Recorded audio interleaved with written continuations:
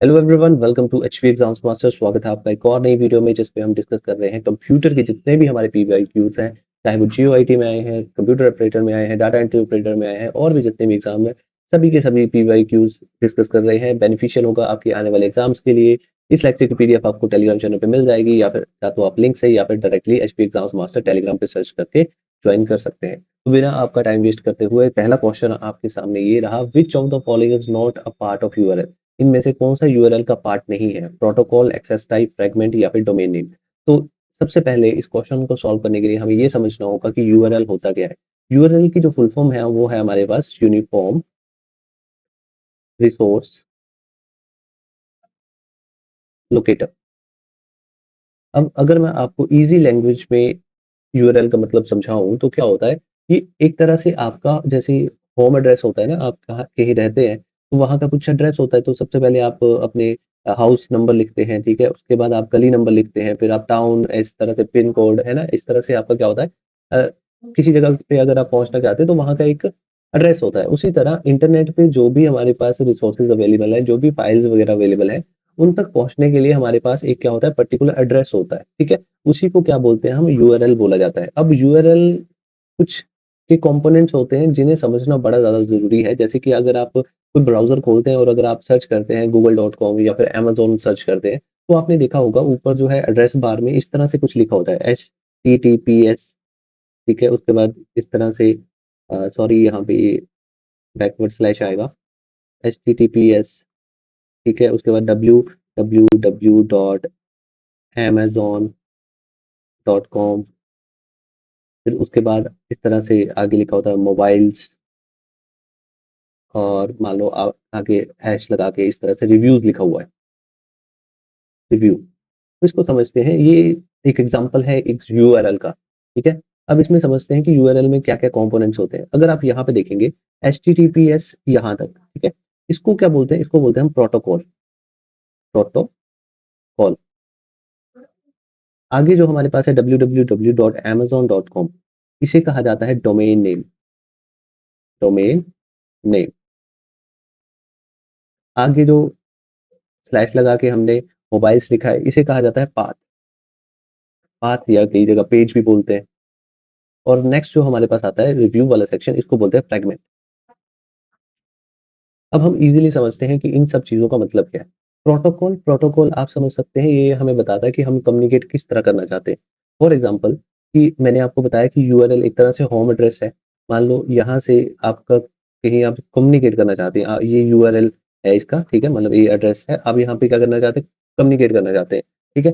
अब आप कम्युनिकेट किस तरह करेंगे? आप मोबाइल से कम्युनिकेट करेंगे, आप लेटर से कम्युनिकेट करेंगे, या आप सीधे आवाज लगा देंगे, ठीक है। तो प्रोटोकॉल हमें क्या बताता है कि आप कैसे कम्युनिकेट करना चाहते हैं। जैसे एचटीटीपीएस है, ये सिक्योर वर्जन है हाइपर टेक्स्ट ट्रांसफर प्रोटोकॉल का, ठीक है। इसी तरह एचटीटीपी भी होता है, ठीक है, hypertext transfer protocol. FTP होता है, file transfer protocol. Majorly HTTPS ही यूज होता है, आपने देखा भी यही होगा। तो उसके बाद नेक्स्ट हमारे पास आता है डोमेन नेम। डोमेन नेम क्या, वेबसाइट का नाम है, ठीक है, जिस वेबसाइट पे आप जाना चाहते हैं, अमेजोन, फ्लिपकार्ट, जो भी व्हाट्सोएवर, कोई भी जो हमारे पास साइट है उसका क्या होता है, एक पर्टिकुलर डोमेन नेम होता है, ठीक। अब अमेज़न में आप कहाँ जाना चाहते हैं? अमेज़न में आप मोबाइल्स वाले पेज पे जाना चाहते हैं। तो पेज या पाथ क्या हो गया कि अमेज़न की किस साइट पे, आप किस पेज पे जाना चाहते हैं। और नेक्स्ट फ्रैगमेंट। फ्रैगमेंट क्या होता है कि उस पेज में आप कौन से सेगमेंट में जाना चाहते हैं। जैसे जो हमारा मोबाइल वाला सेक्शन है उसमें क्या होगा, ऊपर मोबाइल्स होंगे, नीचे रिव्यूज होंगे, ठीक है। तो ये आपको कहाँ ले जाएगा, सीधे रिव्यूज वाले पार्ट पे ले जाएगा, ठीक। तो अब आपने यूआरएल के सारे पार्ट समझ लिए, तो अब आप इजीली इस क्वेश्चन का आंसर कर सकते हैं, ठीक है। यहाँ पे क्या बोल रहा है, which of the following is not a part of URL. तो क्या प्रोटोकॉल पार्ट होता है यूआरएल का? बिल्कुल होता है, हमने समझ लिया है। क्या एक्सेस टाइप होता है? हमने अभी तक कुछ नहीं इसके बारे में डिस्कस किया। क्या फ्रेगमेंट पार्ट होता है यूआरएल का? जी बिल्कुल होता है, कि किस कौन से सेक्शन में आप जाना चाहते हैं पेज के। और क्या डोमेन नेम पार्ट होता है? बिल्कुल जी होता है। तो इसका सही उत्तर क्या होगा, एक्सेस टाइप। देखा कितने इजीली हमने एक पूरा कंसेप्ट को समझ लिया, और हमने इजीली ये भी समझा कि ये क्वेश्चन कैसे सॉल्व होगा। आगे चलते हैं, क्वेश्चन नंबर 2 है आपके पास, which of the following is the HTML tag to create a data cell in the table. देखिए, एचटीएमएल क्या है, जो हमारे वेब पेजेस बनते हैं उसको बनाने के लिए एक लैंग्वेज यूज होती है जिसको क्या बोलते हैं, हाइपर टेक्स्ट मार्कअप लैंग्वेज। क्या शॉर्ट फॉर्म में क्या बोल देते हैं, एचटीएमएल बोल देते हैं। अब एचटीएमएल जो है एक स्ट्रक्चर प्रोवाइड करता है हमारे जितने भी वेब पेजेस होते हैं। जो आप मान लो आपने फेसबुक खोला, तो फेसबुक में जो भी आपके पास टेक्स्ट लिखा हुआ आ रहा है ना, इस तरह से मान लो यहाँ पे फेसबुक का लोगो है, ठीक है, यहाँ पे आपके पास इमेजेस आ रही हैं, ठीक, उसके बाद नीचे जो है आपको अलग अलग फ्रेंड्स की प्रोफाइल्स वगैरह दिख रही हैं, फोटोज दिख रही हैं, तो वो जो स्ट्रक्चर है, बेसिक स्केलेटन है, ठीक है।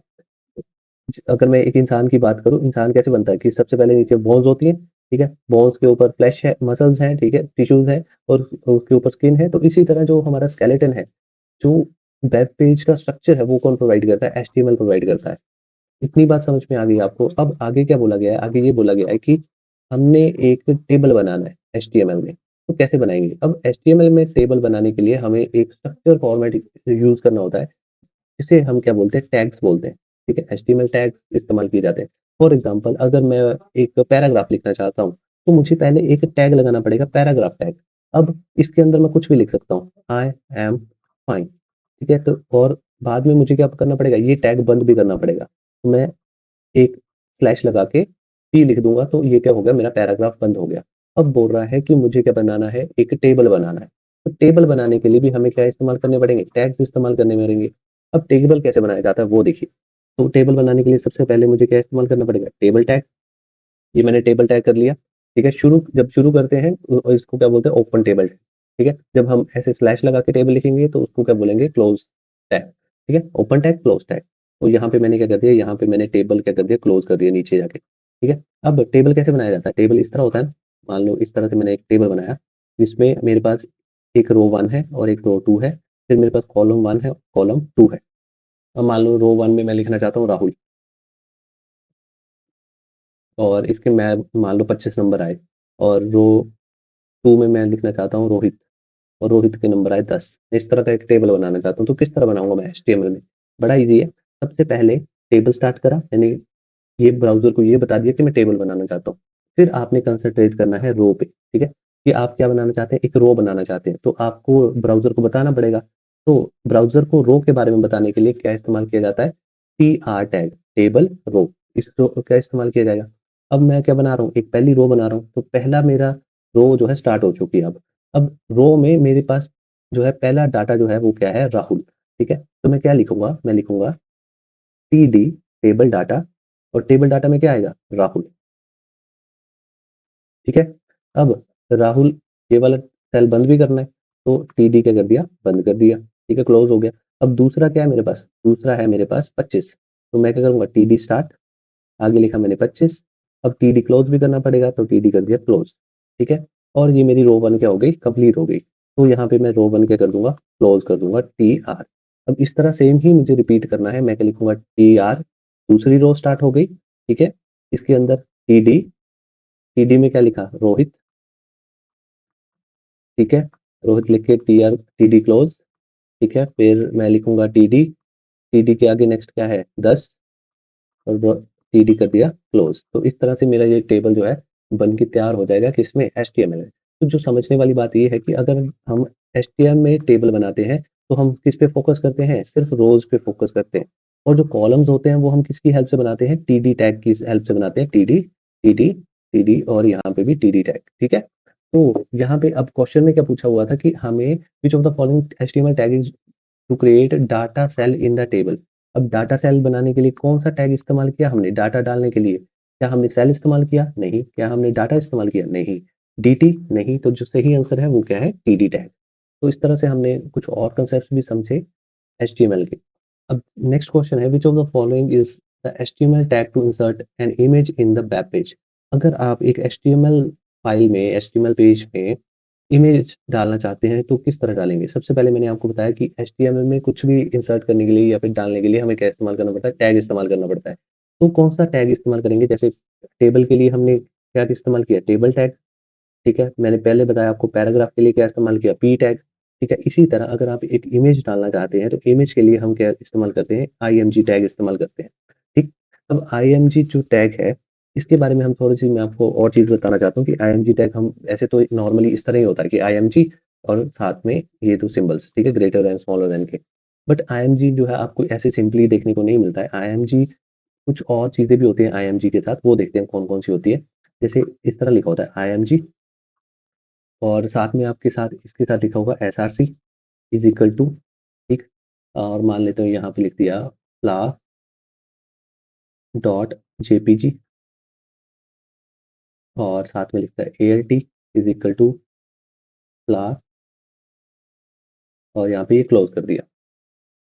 ठीक है। अब यहाँ पे मैं आपको कुछ चीज़ें समझाता हूँ। जैसे कि अगर मैं HTML की बात करूँ तो ये तो हमारे पास एक सिंपल टैग आ गया। टैग, अब टैग के फीचर्स अगर हमें चेंज करने हैं, टैग के फीचर्स अगर हमें चेंज करने हैं तो हम इस्तेमाल करते हैं किसका? एट्रीब्यूट का। समझे? फॉर एग्जांपल मैं अगर बोलूँ कि एक इमेज है, ठीक है? कोई इमेज है जिसका नाम क्या है? फ्लावर। अब फ्लावर की हाइट कितनी होगी?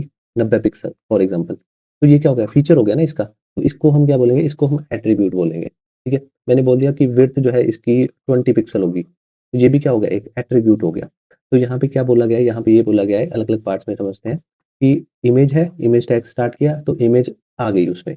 अब इमेज कहाँ से आएगी? कंप्यूटर को कैसे पता चलेगा कि इमेज कौन-सी है? तो उसके लिए हम कौन-सा एट्रीब्यूट यूज़ करते हैं? सोर्स, एसआरसी, एसआरसी को क्या बोलते हैं? Source attribute. तो हमारे पास कौन-सी इमेज आएगी यहाँ पे? Flower dot JPG. ये चाहे ये अभी जो है हमारे कंप्यूटर में ऑफलाइन पड़ी है, फ्लावर डॉट जेपीजी, उसको जो है इस्तेमाल कर लेगा। इसकी जगह आप एक लिंक भी शेयर कर सकते हैं। मान लो ऑनलाइन आपके पास कोई इमेज है और आप उसका लिंक यहाँ पे डाल देंगे तो वो वहाँ से उठा के जो है इंसर्ट कर देगा। आपने कई बार देखा होगा कि कुछ कई बार जो इंटरनेट कनेक्टिविटी स्लो होती है तो इमेज जो है लोड नहीं हो पाती। तो इस तरह से जो है इमेज के यहाँ पे क्रैक सा दिखाई देता है और साथ में लिखा होता है फ्लावर, मान लो कोई अल्टरनेट टेक्स्ट लिखा होता है। और कई बार जो है जो लोग देख नहीं पाते वो टेक्स्ट रीडर का इस्तेमाल करते हैं। तो उसमें क्या होता है कि जब भी ये इमेज आएगी तो जो रीडर है वो क्या बोलेगा? वो फ्लावर बोलेगा ताकि जो विजुअली इम्पेयर्ड पर्सन है उसको पता चल जाए कि कौन-सी इमेज जो है यहाँ पे है। तो इस क्वेश्चन का आंसर क्या होगा? इस क्वेश्चन का आंसर होगा आईएमजी टैग। एक और चीज़ मैं आपको बताना चाहूँगा कि जैसे हमारे यहाँ पे एचटीएमएल मैंने आपको बताया कि 2 तरह के टैग्स होते हैं। एक तो ऐसे आप पी आप स्टार्ट करेंगे पैराग्राफ और साथ में आपको क्या करना पड़ेगा? क्लोज़ भी इस्तेमाल करना पड़ेगा, पी स्टार्ट और पी क्लोज़, ठीक है? तो जो हमारा आईएनजी टैग है ना, इसको हम क्या बोलते हैं? इसको हम बोलते हैं एम्प्टी टैग। एम्प्टी टैग या फिर हम इसको बोलते हैं self closing tag. Self closing tag. अब उसका क्या मतलब है कि कभी भी इस तरह से स्लैश लगा के आईएनजी नहीं लिखते हम। ठीक है? आईएमजी आईएमजी ही लिखा जाता है। जब भी हमें इमेज इंसर्ट करनी है, हम अकेला आईएमजी ही लिखेंगे।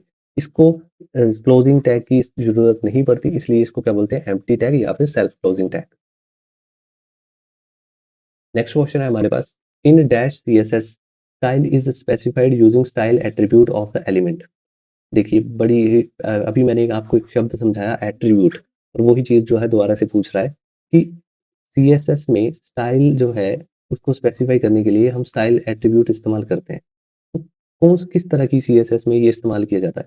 सबसे पहले पता होना चाहिए कि सीएसएस क्या होता है, ठीक है? अब जैसे कि मैंने आपको बताया कि जो हमारे पास एचटीएमएल है, ये क्या देता है? ये स्ट्रक्चर देता है, स्केलेटन है हमारे वेब का। उसके ऊपर अगर जो हमारे फ्लैश है, ठीक है? जो हमारे टिश्यूज़ हैं, जो हमारी सुंदरता है, वो कौन प्रोवाइड करता है? वो सीएसएस प्रोवाइड करता है। अब सीएसएस किसके लिए इस्तेमाल की जाती है? वेब पेज को सुंदर दिखाने के लिए, ठीक है? उसे अट्रैक्टिव दिखाने के लिए। अब सीएसएस जो है 3 तरह से इस्तेमाल की जा सकती है। एक होती है इनलाइन, एक होती है इंटरनल और एक होती है एक्सटर्नल। एक-एक करके इनके बारे में समझते हैं। इनलाइन का मतलब क्या होता है? जैसे कि मैंने लिखा इस तरह से, मैंने पी लिखा, एक कि मैं एक पैराग्राफ स्टार्ट कर रहा हूँ, साथ में मैंने एक एट्रीब्यूट लिख दिया STYLE स्टाइल एट्रीब्यूट, ठीक? अब एट्रीब्यूट लिखने का तरीका क्या होता है? आप इस तरह से लिखेंगे कोई भी एट्रीब्यूट, साथ में आप इस तरह से जो है 2 कॉलम्स, ठीक? और साथ में मान लो मैंने लिख दिया स्टाइल लिख के, मैंने डिफाइन किया कलर, COLOR कलर और यहाँ लिख दिया रेड, ठीक है? फिर इस तरह से मेरा ये टैग क्या हो गया? कंप्लीट। अब मैंने इसमें लिख दिया आई एम फाइन। तो जब और क्लोज़ कर दिया मैंने टैग। तो जब ब्राउज़र इसको रीड करेगा ना, तो जो आई एम फाइन है ना, ये किस कलर में दिखाई देगा? ये रेड कलर में दिखाई देगा। अब देखिए यहाँ पे क्या किया मैंने, एक पर्टिकुलर टैग था, उसकी स्टाइलिंग, उसकी सुंदरता मैंने वहीं पे सेट कर दी। तो इसको क्या बोलेंगे? इसको बोलेंगे इनलाइन सीएसएस, ठीक है? अब दूसरा तरीका क्या होता है? दूसरा होता है इंटरनल, कि है अब ये भी एक तरह से इंटरनल ही है, बट क्या है? एक ही लाइन में है, जहाँ पे हमें ज़रूरत थी वहीं पे हमने उसकी स्टाइलिंग कर दी। दूसरा क्या होता है? दूसरा होता है एक वेब पेज है, वेब पेज में आपने एचटीएमएल लिख दिया सारा, ठीक है? और बाद में आपने इस नीचे जो है CSS लिख दिया सारा अलग से, ठीक है? तो उसको क्या बोलेंगे? उसको बोलेंगे इंटरनल CSS, कि आपने HTML और CSS के अलग-अलग पोर्शन बना दिए, ठीक? मिक्स भी कर सकते हैं, वैसे ईज़िली समझाने के लिए बता रहा हूँ कि आपने अलग-अलग पोर्शन में कर लिया, मतलब इंटरनली ही है, एक ही वेब पेज पे है, बट जो है अलग-अलग फाइलें नहीं है। तीसरा क्या होता है? तीसरा होता है एक्सटर्नल, कि HTML की फाइल अलग है, CSS की फाइल अलग है, HTML की फाइल अलग, CSS की फाइल अलग, और आपने इनको क्या कर दिया? आपस में जोड़ दिया। अब जोड़ने को क्या बोलते हैं? जोड़ने को बोलते हैं लिंक। तो आपने इनको क्या कर दिया? लिंक कर दिया। तो ये तीनों चीज़ें सेम ही फंक्शन करती हैं। अगर मैं प्रायोरिटी की बात करूँ, सबसे ज़्यादा जो प्रायोरिटी होती है वो इनलाइन की होती है, उसके बाद इंटरनल की होती है और उसके बाद एक्सटर्नल की होती है। ठीक है? इस तरह से भी क्वेश्चन आपको बन सकता है कि सबसे ज़्यादा प्रायोरिटी किसको दी जाती है? इनलाइन सीएसएस, इंटरनल सीएसएस या एक्सटीरियर सीएसएस? तो यहाँ पे क्या पूछ रहा था कि style is specified using style attribute of the element, किस में इस्तेमाल किया जाता है? अभी मैंने आपको बताया कि स्टाइल एट्रीब्यूट का इस्तेमाल किस में किया जाता है, तो हमारी जो इनलाइन सीएसएस होती है उसमें स्टाइल का इस्तेमाल किया जाता है, स्टाइल एट्रीब्यूट का इस्तेमाल किया जाता है। आपको ये भी क्वेश्चन पूछा जा सकता है कि एक्सटर्नल सीएसएस को एचटीएमएल फाइल के साथ कैसे जोड़ते हैं? तो लिंक जो हमारे पास टैग है उससे हम जोड़ते हैं। नेक्स्ट क्वेश्चन है हमारे पास, which of the following CSS property is used to set space between content and the border of an element? ठीक है, अब देखो इसके लिए हमें जो है बॉक्स मॉडल समझना पड़ेगा CSS का। बॉक्स मॉडल, बॉक्स मॉडल क्या बोलता है? बॉक्स मॉडल बोलता है कि अगर आपका कंटेंट है, ठीक है, तो कंटेंट के आसपास आप एक बॉक्स इमेजिन करेंगे, ठीक? अब बॉक्स, और इस बॉक्स को हम क्या नाम देंगे? बॉर्डर, ठीक? बॉक्स के बाहर का स्पेस इसको बोला जाता है मार्जिन, और बॉक्स के अंदर के स्पेस को बोला जाएगा पैडिंग। ठीक है, तो हमने यहाँ पे 3 चीज़ें समझी। 3 चीज़ें कौन-कौन सी हैं? एक तो है हमारे पास कंटेंट, फिर मार्जिन, बॉर्डर एंड पैडिंग। अब यहाँ पे क्या पूछा है? Which of the following CSS property is used to set space between the content and the border of the element? इस चीज़ के बीच में पूछा है, कंटेंट और बॉर्डर के बीच में कौन-सी स्पेसिंग का इस्तेमाल किया जाता है? तो अभी हमने समझा कौन-सी स्पेसिंग होती है ये? पैडिंग। तो यहाँ पे आंसर क्या आ जाएगा? पैडिंग। ठीक? नेक्स्ट क्वेश्चन है हमारे पास, how will you link an external JavaScript file with HTML document? आप एक बाहरी जावास्क्रिप्ट फाइल को एचटीएमएल डॉक्यूमेंट से कैसे जोड़ेंगे? अभी तक हमने ये समझा कि एक एचटीएमएल फाइल होती है, एक सीएसएस फाइल होती है। एचटीएमएल क्या है? स्ट्रक्चर प्रोवाइड करती है, सीएसएस फाइल क्या है? उसे सुंदर बनाने का काम करती है। तो अगर हम बोलें कि एक स्केलेटन है, स्केलेटन के ऊपर जो फ्लैश है, जो मांस है और उसे सुंदर बनाने का काम है, स्किन है, वो सीएसएस ने कर दिया। पर क्या हमें एक इंसान ऐसे सीधा चाहिए होता है? नहीं, हमें इंसान क्या चलता-फिरता हुआ चाहिए होता है। हाथ-पैर चलने चाहिए, मूवमेंट होनी चाहिए। वही जो डायनामिक चीज़ें हैं, जो उसमें मूवमेंट है, जो फंक्शनैलिटी आती है, वो किससे आती है? जावास्क्रिप्ट से आती है। जावास्क्रिप्ट। तो जिस तरह से सीएसएस को जोड़ा जाता है एचटीएमएल फाइल के साथ, उसी तरह जावास्क्रिप्ट को भी जोड़ा जाता है एचटीएमएल फाइल के साथ। बट जो हमारे पास टैग इस्तेमाल किया जाता है इन्हें जोड़ने के लिए, वो कौन-सा इस्तेमाल किया जाता है? अगर आपको सीएसएस जोड़नी है एचटीएमएल के साथ, तो आप लिंक टैग का इस्तेमाल करेंगे, और अगर आपको जावास्क्रिप्ट जोड़नी है एचटीएमएल के साथ, तो आप स्क्रिप्ट टैग का इस्तेमाल करेंगे। Script tag. तो यहाँ पे जो सही आंसर हो जाएगा वो क्या हो जाएगा? Option number A, script tag. Script element या स्क्रिप्ट टैग। नेक्स्ट है हमारे पास, which of the following HTML tag is used to create a hyperlink in the web page? देखिए, अगर आपका एक कोई वेब पेज है, ठीक है? और उसमें आपने बड़ा कुछ लिखा हुआ है, ठीक? और उसके बाद आपने यहाँ पे अपना मान लो यूट्यूब का लिंक दे रखा है, कि जैसे ही कोई इस पे क्लिक करे तो वो मेरे यूट्यूब पे पहुँच जाए सीधे। तो ये इसको क्या बोलेंगे? इसको बोलेंगे हम एक हाइपरलिंक। हाइपरलिंक मतलब कि एक ऐसा टेक्स्ट जहाँ जिस पे हम अगर क्लिक करें, तो वो हमें एक दूसरी वेबसाइट या फिर दूसरे किसी रिसोर्स पे ले जाए। अब हाइपरलिंक ऐड करने के लिए हम जिस एलिमेंट का इस्तेमाल करते हैं उसको बोलते हैं anchor tag, ANCHOR, anchor tag. और उसको डिनोट कैसे किया जाता है? इस तरह से, ठीक है? तो यहाँ पे जो राइट आंसर हो जाएगा वो हो जाएगा ऑप्शन नंबर सी। अब इसके भी जो तरीका होता है, ये भी एक सेल्फ एम्प्टी टैग या फिर सेल्फ क्लोजिंग टैग होता है। इसको कैसे लिखेंगे? इसे लिखेंगे एंकर टैग, एंकर लगा दिया आपने। उसके बाद आपको एक एट्रीब्यूट देना पड़ता है HERF। इस तरह से स्टार्ट करेंगे इक्वल टू लगा के, यहाँ पे आप क्या लगा देंगे? यहाँ पे आप अपना वेबसाइट का लिंक डाल देंगे, www.youtube.com मान लो, ऐसे लिख दिया मैंने, ठीक है? अब यहाँ पे मैं क्या लिखूँगा? यहाँ पे मैं लिखूँगा टेक्स्ट, कि जो मुझे बनाना है जिसको लिंक, यूट्यूब लिख दिया। और यहाँ पे मैंने क्या कर दिया, क्लोज कर दिया। ठीक है, इस तरह से मैंने शायद पीछे ये बोल दिया है कि क्लोज नहीं होता, तो उसके लिए सॉरी, ये क्लोज होता है यहाँ पे। Which of the following is voice control digital assistant provided by the Microsoft Windows 10? तो इनमें से कौन सा वॉइस कंट्रोल डिजिटल असिस्टेंट है माइक्रोसॉफ्ट द्वारा? ठीक है, तो माइक्रोसॉफ्ट द्वारा कौन सा है? टेन्यू, टेन्यू नहीं है। सीरी, सीरी किसका है? सीरी एप्पल वालों का है।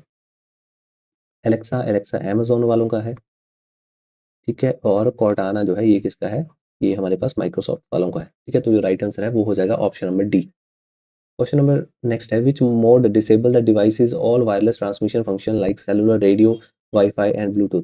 कौन सा फंक्शन जो है मोबाइल के सारे ट्रांसमिशन वायरलेस फंक्शन जो है डिसेबल कर देता है? Cellular, wifi, radio. क्या ट्रेन नाम का फंक्शन होता है कोई भी फोन में? नहीं। रिकवरी? नहीं।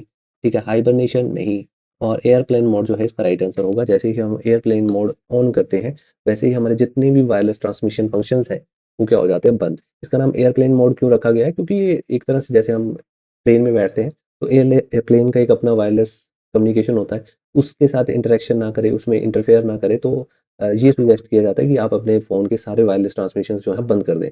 इसलिए इसका नाम क्या रखा गया है? एयरप्लेन मोड, ताकि जब भी आप प्लेन में बैठे तो आप एयरप्लेन मोड जो है ऑन कर लें। तो यहाँ पे एक शब्द है हाइबरनेशन, तो मैं इसके बारे में आपको एक चीज़ बताता हूँ कि एक चीज़ होती है स्लीप, आपने देखा होगा कंप्यूटर आपने कर दिया स्लीप, और एक होता है हाइबरनेट कर दिया। ठीक है, क्योंकि कंप्यूटर जो है हाइबरनेशन में, इन दोनों में क्या डिफरेंस होता है? देखिए, जब कंप्यूटर स्लीप में होता है ना तो रैम जो है चलती रहती है, रैम में पावर जो है सप्लाई होती रहती है। बट जब कंप्यूटर हाइबरनेशन में होता है तो रैम की पावर जो है क्या कर दी जाती है? कट कर दी जाती है।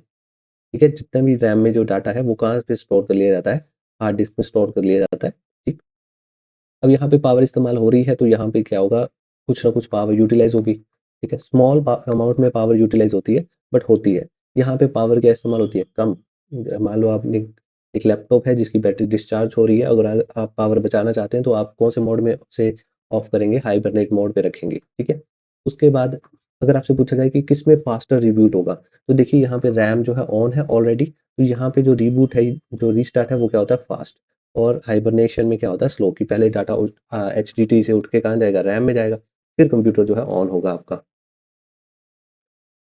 नेक्स्ट क्वेश्चन है हमारे पास, which of the following is a Microsoft anti malware that provide real time protection against virus, malware and spyware? बोल रहा है कि माइक्रोसॉफ्ट का कौन सा एंटी मालवेयर फंक्शन है जो कि हमें रियल टाइम, मतलब कि चलते हुए जैसे ही आप चला रहे हैं कंप्यूटर, साथ साथ ही आपकी वो प्रोटेक्शन प्रोवाइड करता है वायरस, मालवेयर, जितने भी हमारे रैनसमवेयर वगैरह होते हैं उनसे। तो कौन सा है? आउटलुक, आउटलुक क्या एक ईमेल सर्विस है। डिफेंडर, डिफेंडर जो है राइट आंसर है। माइक्रोसॉफ्ट डिफेंडर जो है एक फंक्शन होता है विंडोज में, जो आपको जितने भी हमारे मैलिशियस सॉफ्टवेयर होते हैं उनसे बचाता है। ठीक है, मैकफी, मैकफी भी एक एंटीवायरस है, बट वो माइक्रोसॉफ्ट का नहीं है। कैस्पर स्काई, ये भी एक एंटीवायरस है, ये भी माइक्रोसॉफ्ट कंपनी का नहीं है। ठीक है, तो आज की वीडियो में ही इतना ही। होप सो आपको ये वीडियो पसंद आई होगी। ऐसी ही और वीडियोस के लिए you can consider to subscribe this channel. Thank you for watching.